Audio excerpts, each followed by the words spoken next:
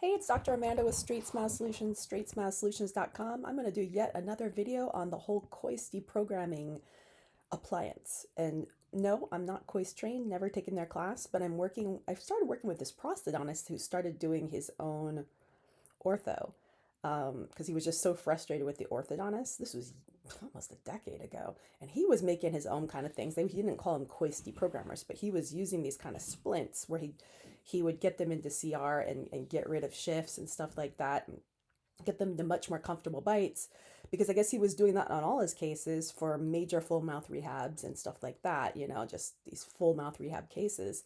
Really cool stuff.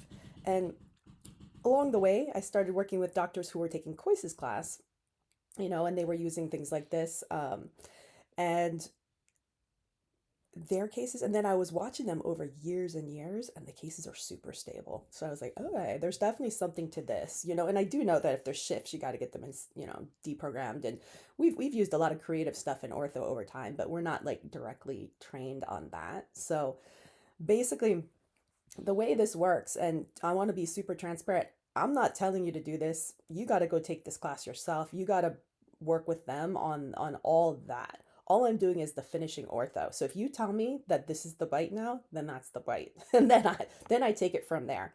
But this is what we do. This is the notes that we put in, right? Once they say the shift is gone, we took them out of the whatever issue they were having.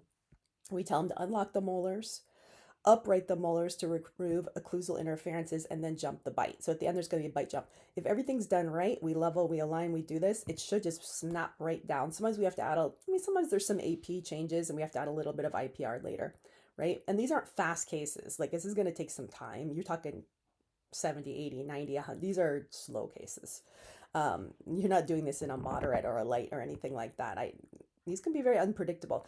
But so far, so good. I am just blown away. These are cases that I thought had to be surgical, and I'm like, holy cow, this was just a deprogramming shift kind of thing. So check it out. I've tried contacting the team at COIS. They're like, if you want to learn about it, you got to come pay 20 grand to take our course. I'm like, no, that's okay. This is not my thing. So, but if y'all are COIS trained, happy to work with you on case finishing. Thanks.